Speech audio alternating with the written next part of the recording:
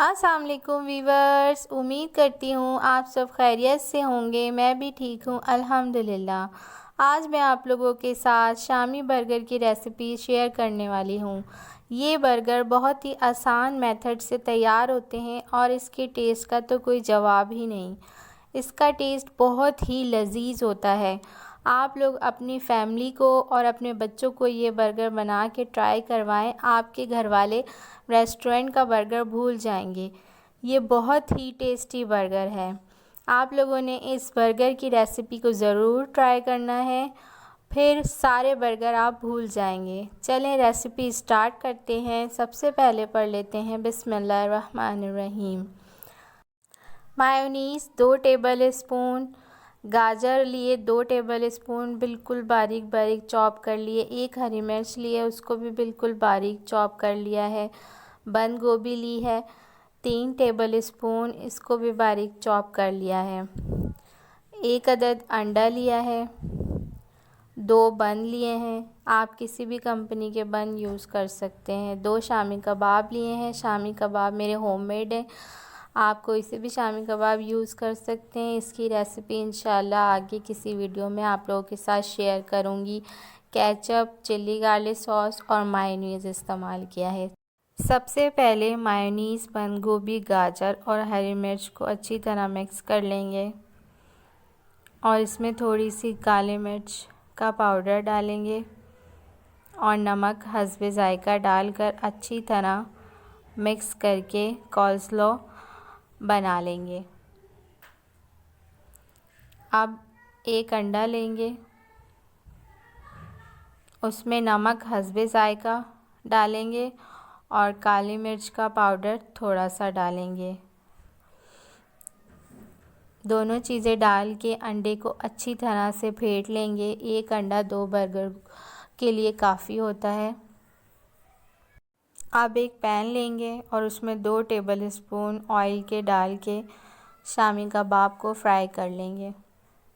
शामी कबाब दोनों तरफ से अच्छी तरह से फ्राई करेंगे और दूसरे चूल्हे पे एक और पैन लेंगे, उसमें 1 टेबल स्पून ऑयल का डालेंगे और चारों बन के स्लाइसेस को इस पैन पे सेट कर देंगे और बन को लो फ्लेम पे दोनों साइड से हल्का हल्का सा फ्राई कर लेंगे। बहुत ज़्यादा तेज़ आंच पे फ्राई करेंगे तो बन जल जाएंगे। अब एक पैन लेंगे और उसमें 1 टेबल स्पून ऑयल का डालेंगे और जो अंडा हमने अच्छी तरह से फेंट कर रखा था उसमें से आधा डालेंगे और इसे हल्की आंच पे कुक होने देंगे। जब ये हल्का हल्का सा फ्राई हो जाएगा और ऊपर से थोड़ा सा कच्चा होगा तो इसी के ऊपर शामी कबाब रख देंगे।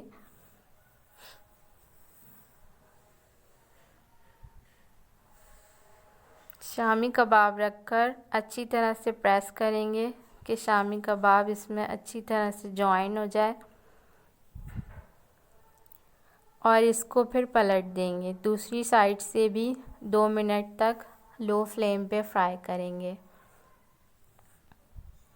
अब हमारे बन भी तैयार हो गए हैं और शामी कबाब भी रेडी हो गए हैं। बन के ऊपर मैंने केचप, चिली गार्लिक सॉस और मायोनीज़ रख के और उसको स्पून की मदद से मिक्स करके लगा दिया है।